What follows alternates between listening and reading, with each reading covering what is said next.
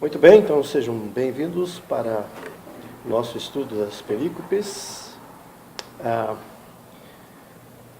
Este estudo corresponde ao quarto domingo de Páscoa e, portanto, nós vamos trabalhar com um texto que não faz parte, tecnicamente, das leituras próprias do texto do dia, porque, como nós sabemos, as leituras do Antigo Testamento, elas estão privadas de aparecer nos domingos após a Páscoa, e assim vamos até o sétimo domingo, sem a leitura do Antigo Testamento. De sorte que nós, então, estamos trabalhando aqui com o Salmo do dia. E o Salmo do dia é o Salmo 23, o Salmo para hoje.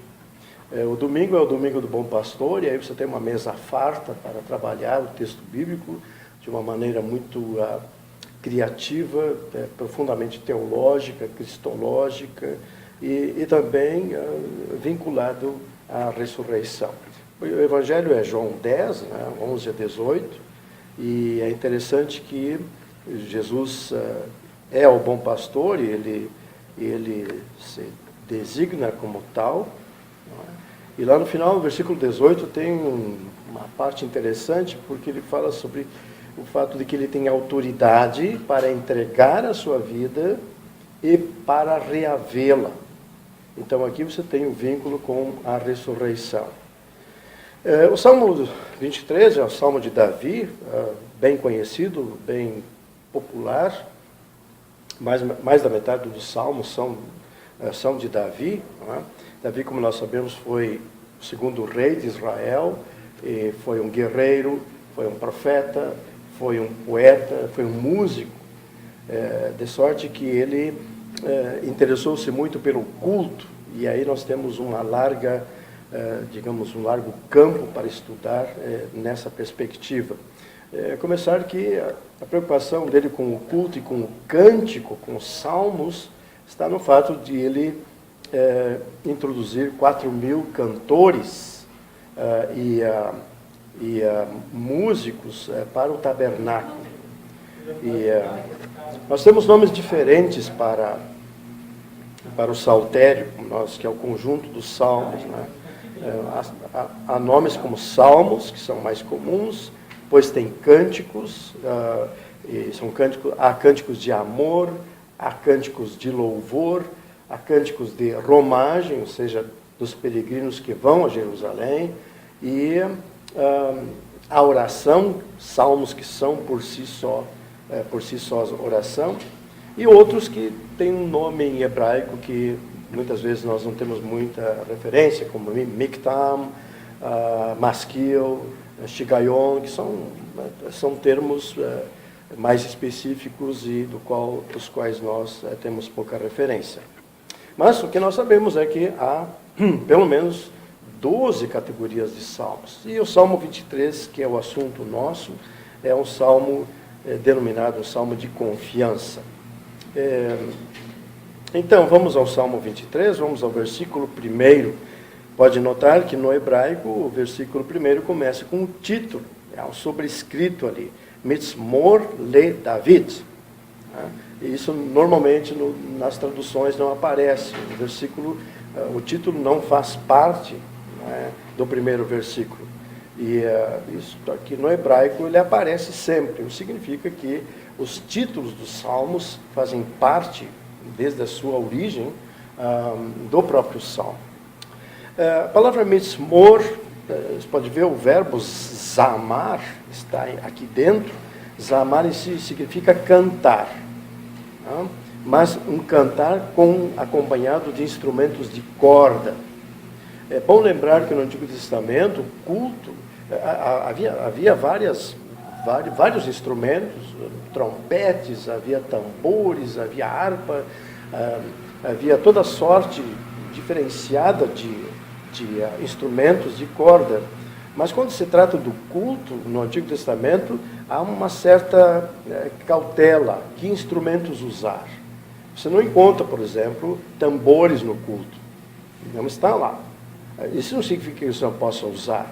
Mas por que o texto usa um acompanhamento, é um acompanhamento musical, porque a música não é o fundamental, o fundamental é a palavra.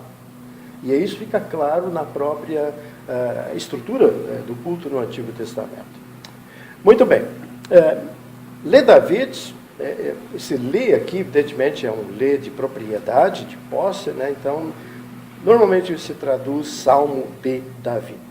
E diz assim a continuidade do versículo 1. Yahweh roi lo echsar.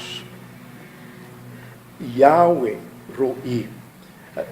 Veja, não tem verbo nessa primeira formulação. Tá? Essa frase é uma frase nominal. E é uma frase nominal em hebraico, ela é uma frase enfática. Quer dizer, coloca-se o primeiro elemento numa situação de ênfase.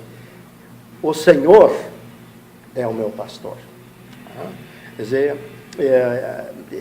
me parece que é testemunhal esta frase, porque Davi está num contexto em que o mundo dele, o mundo do rei Saul, está cercado por diversas religiões pagãs, com seus diferentes deuses. Os cananeus estão aí.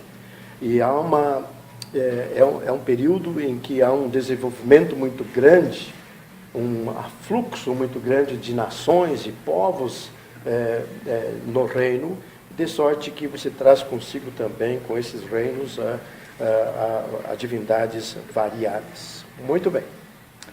A palavra roí, então, vem de roê, que é um particípio. Roê significa apacentar. Então, aquele que apacenta. Então, o Senhor é o que me apacenta. E aí vem a palavra, o Senhor é o meu pastor. Lo exar, não. E aí vem o verbo exar, é o imperfeito do cal, primeira pessoa.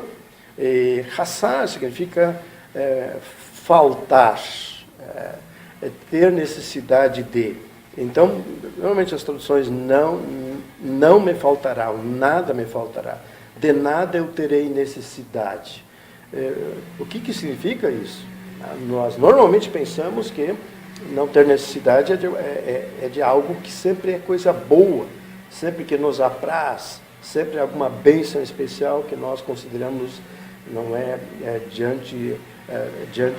na presença de Deus. Mas, na verdade, o verbo hassar significa tudo aquilo que eu preciso. Também as coisas que eu acho que não são tão boas. Então, são coisas que Deus acha que são boas para mim, mesmo que às vezes eu não entendo. Perseguição, por exemplo. Enfim, lutas internas, por exemplo. Tudo isso faz parte daquilo que que o pastor não me deixa faltar para a minha vida. Versículo 2. Bin ot deshe yarbitseni. Neot é uma palavra em hebraico que é bastante difícil de identificar. Tecnicamente devia ser na'a, é um nun, um aleph e um re, mas você não encontra o substantivo no singular no hebraico, só aparece no plural. E alguns acham que ele venha de navá. O dicionário normalmente vai te reportar para navá, nun, vaf e re. E isso significa pastagens, significa pastos.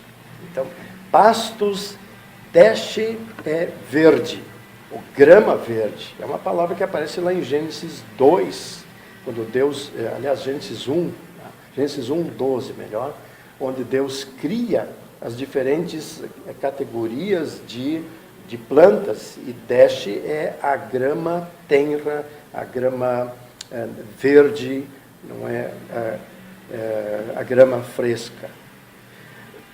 E o verbo a seguir, o verbo é ravaz, que aqui está no rifel, terceira pessoa do singular do rifel, do verbo ravaz, com um sufixo aqui.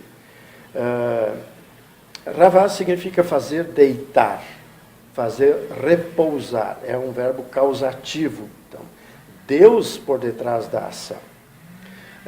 O substantivo reves, que é um lugar onde os animais são resguardados. Há um lugar específico. Aí talvez a questão tenha a ver com repouso seguro para os animais, onde as ameaças estão fora de cogitação. Segunda linha, Almei menuchot yenachaleni.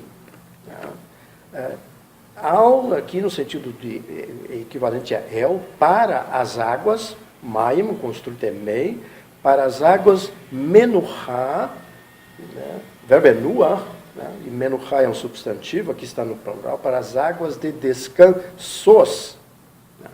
Água de descansos, e aí o verbo nahal, que é guiar. É um verbo que sempre aparece no contexto do pastor com ovelhas. Ele aparece em Isaías 40, por exemplo. Significa o pastor guiando as ovelhas. Vejam a ideia aqui. A ideia é sempre alguém que está na frente. Deus está na frente do seu eleito, do seu santo, da sua igreja. Ele guia. E aqui você pode anotar aquilo que se opõe ao que Jesus chama lá em João 10 do mercenário. Há uma preocupação com as ovelhas que o mercenário não tem. Versículo 3, Nafshi Yeshovev. Nafshi, evidentemente, vem de Nefesh, a alma, mas aqui diz a minha alma. Na verdade, este é quase um hebraísmo, não é?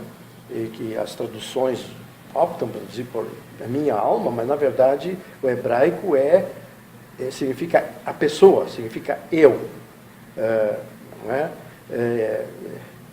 O eu mesmo. E ali o verbo yeshovev, a gente quase não distingue, mas é um verbo muito conhecido nosso, muito frequente no texto bíblico, que é o verbo shuv. Shuv, que no cal significa voltar, retornar. Aqui ele está numa formação, digamos assim, não muito frequente. É uma espécie de piel, só que você duplica a letra final, a consoante final, que significa yeshovev. Então, na gramática, você vai encontrar como, em vez de piel, é um poleo. Essa é a forma dele. Mas aparece. Né? Esse verbo, no poleo, significa trazer de volta. Né? Restaurar. Restaurar o que deve ser ideal. Então, vejam, aqui o restaurar tem implicações também de ordem espiritual, não apenas de ordem física. Né? A seguinte linha na sequência do versículo 3, Yanecheni bemaglei sedek leman shemo. Yanecheni, o verbo é naha, você tem aqui a terceira pessoa do Rifel, o verbo naha, nun, het, e depois é um re, com o sufixo da primeira pessoa. Quer dizer, naha significa conduzir.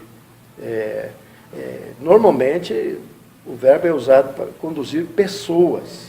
Por exemplo, é usado na peregrinação de Israel pelo deserto, por meio de perigos e ameaças de toda ordem, ali o verbo é usado. O seguinte substantivo na verdade, magal é o sujeito, maglei é o construto plural, né? Magal, então, seria... magal, na verdade, em hebraico, significa as trilhas de uma roda, as trilhas de uma carroça, que ao passar deixa, então, esses vincos e você tem uma direção para ir. Isso é o que é magal em hebraico. Tá? E magleo, construto. Então significa algo que já passou por ali. Então, nas trilhas da justiça, tzedek, sinônimo de sedaká, e evidentemente você tem uma implicação, justiça tem a ver com Deus, tem a ver com o próprio Deus em ação. Ele estabelece o trilho e nos chama para seguir esse mesmo trilho da sua justiça. Leman chamou por causa do seu nome. Leman, sempre por causa do nome dele. O nome de Deus, como diz um autor da teologia bíblica, o nome de Deus é Deus mesmo. Então, nome e pessoa, quando falamos em Deus, são a mesma coisa, a mesma identidade. Tá? E aí você tem uma conexão, inclusive, com Atos 4:12, que é a leitura, uma das leituras que substitui o Antigo Testamento lá, em que é o discurso de Pedro diante dos líderes religiosos e militares, né, lá no templo, e que Pedro diz no versículo 12, não é? Não há salvação em nenhum outro, porque abaixo do céu não existe nenhum outro nome dado entre os homens pelo qual importa que sejamos salvos. Tá? Você tem esse nome. Interessante, se você notar lá quantas vezes aparece essa palavra nome nessa leitura de Atos 12, ela é marcante. Muito bem, versículo 4.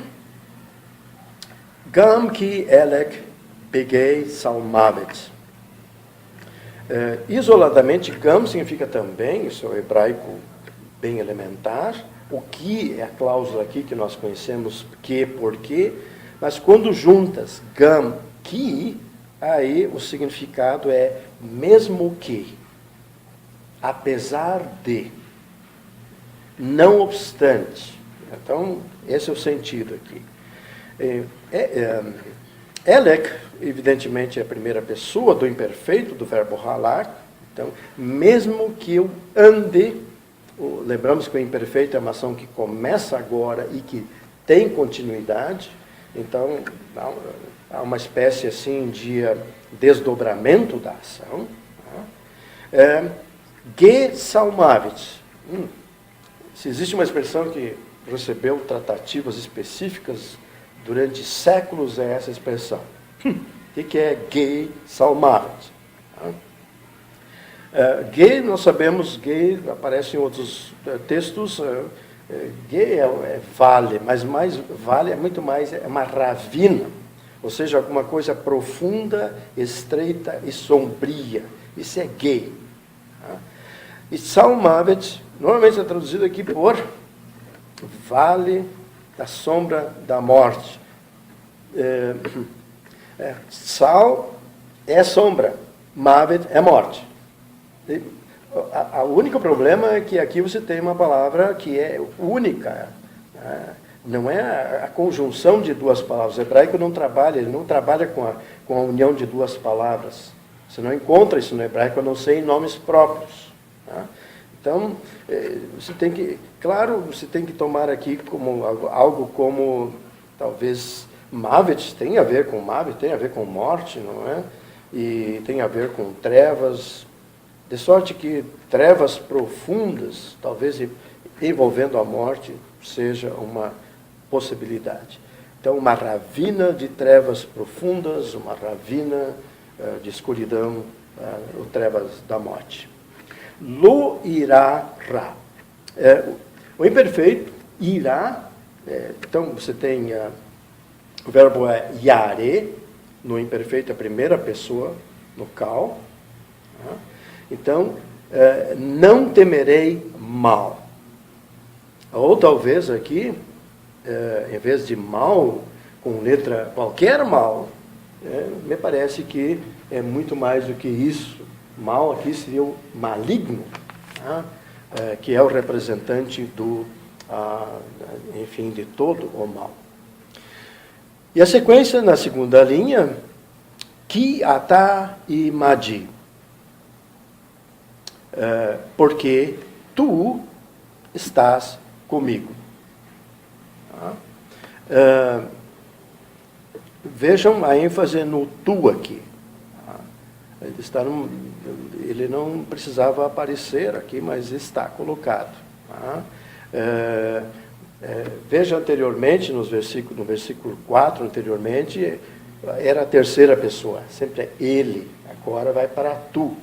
Então o tu coloca Deus numa relação de presença junto com o salmista. Porque tu estás comigo. Imad e imadi com sufixo. Shiftecha umish aanteka hema yena hamuni. Essa é a segunda expressão no Salmo 23 que mais causa, digamos assim, confusão ou interesse e até mesmo bastante sugestões. Shifteká, evidentemente, shevet é a palavra, né? Shevet é traduzido normalmente por bordão ou vara anteriormente, e normalmente shevet é algo que o pastor leva na sua cintura, é uma espécie assim de uma arma, claro, uma arma simples, mas é uma arma, não é que serve para disciplinar, tá? Tem um caráter assim um pouco mais agressivo. Tá? Agora, mish-anet, ou mish-enet, seria a forma feminina aqui, mish-enet é o cajado. É o cajado. E o cajado é mais para defesa. Tá? Ou cajado normalmente também para identidade. O cajado do pastor pode ser aquele que mostra onde ele está, para que as ovelhas o sigam. Então, nós poderíamos dizer que aqui o uso de bordão e o uso de cajado tem um aspecto assim. O primeiro é mais para disciplina, e aí você tem a lei, e o segundo mais para defesa, apoio, etc. Então, você tem o evangelho. Lei e evangelho, meu ver, não posso interpretar de outra forma aqui, dentro do contexto. Tá? Rema, evidentemente, eles. No hebraico evidentemente, está se referindo aos dois aqui, o cajado, o bordão e o cajado. Yenahmenu, o verbo naham, o pio, terceira pessoa do singular do pio, perdão, nahamu, terceira do plural, é com o sufixo da primeira pessoa. Tá? Então, é consolar. Eles me consolam ou me confortam. Então, o versículo 5 diz: Ta'arok lefanai shulchan neged zorerai. Ta'arok, o verbo é arak, e evidentemente aqui segunda pessoa, do singular, né? O verbo arak significa colocar algo em ordem, colocar algo, digamos, em perfeição. É uma palavra que se usa, inclusive, para o exército. É uma palavra militar, colocar o exército em fileiras. Significa organizar. Aqui você fala de uma shulchan, que é uma mesa. Como é que você organiza uma mesa? Então, a imagem é essa, é trabalhar, ornamentar, deixar bem preparado tudo que é necessário. Então, tu organizas uma mesa, lefanai, diante de mim. Eu não faço nada. Está pronta a mesa. Basta apreciar o banquete. A palavra shulchan aqui, ela pode ser uma mesa comum, mas shulchan também é a palavra que se usa, o termo que se usa no tabernáculo para a mesa a mesa de sacrifício. Não é? Então você tem aqui a mesa da proposição e assim por diante. Então há uma referência aqui também ao próprio templo. E, referindo-se ao templo, numa extensão maior, tendo como antítipo a própria mesa do Senhor. E aí você parte para o Novo Testamento. Eu não vejo nenhuma outra forma, senão relacionar aqui com o que Paulo chama de mesa do Senhor. Tá? Quer dizer, tem a ver com a Eucaristia. Tá? Eu sou convidado, o salmista é convidado para esta mesa. Neg zorerais, então, diante de, ou na presença de zarar. Aqui um particípio com sufixo da primeira pessoa. Zarar significa hostilizar, agredir. E aqui você tem os meus hostilizadores. Né? Normalmente se traduz lá como inimigos. Né? Agora, preparar uma mesa na presença dos meus hostilizadores significa que eles já não são mais hostilizadores, já foram cativos. Eles estão presos, são prisioneiros aqui. Então, a ação do Senhor resultou também no aprisionamento dos inimigos, inclusive do mal, do maligno e assim por diante. Segunda linha, Dishanta Bashemen Roshi. Veja o som do Shin aqui. Shanta Shemen Shi. Uma aliteração, uma repetição da consoante com fins de memorização. Por quê? Porque é importante você saber esse versículo de cor. Mais ou menos assim. Não é? O verbo dashan, dashanta, então dashan significa ungir, mas ungir não é ungir do mesmo verbo, do machar, né, que vem de onde vem Messias, é um verbo diferente aqui. Então, o salmista não é ungido como Messias, tem esse caráter, mas o verbo dashan, muitas vezes é ungir com a água que cai do sacrifício, misturado muitas vezes às cinzas. Né? E com a gordura, inclusive, dos sacrifícios. Essa é a imagem aqui. Então, há uma unção muito mais de caráter teológico, não é? Do que propriamente um caráter messiânico como tal. Não é o ponto messiânico aqui. Isso, evidentemente, nos leva para o batismo. Né? Claro, no contexto, você ungir com óleo a cabeça de alguém é porque você foi convidado para entrar na casa. E você tem várias situações dessas no Antigo Testamento e várias também no Novo Testamento. Né? Nós somos convidados para entrar na casa. Né? Então, esse é o sentido. E o final, Kosi revaiá. O meu cálice transborda. Acho que a tradução cálice é uma boa tradução para kos, com o sufixo da primeira pessoa. É um substantivo que aparece, por exemplo, lá em Gênesis, quando José interpreta o sonho de Faraó, e depois o copeiro-chefe e o padeiro-chefe são reconduzidos, né? E o copeiro-chefe entrega para Faraó o ladiscopo, mas na verdade é o cálice.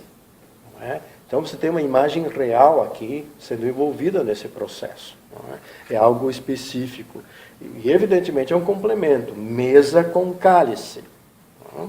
Então, um complemento não é de um banquete espiritual envolvido. E revaiar significa inundação. Não é apenas transbordar, mas é uma inundação.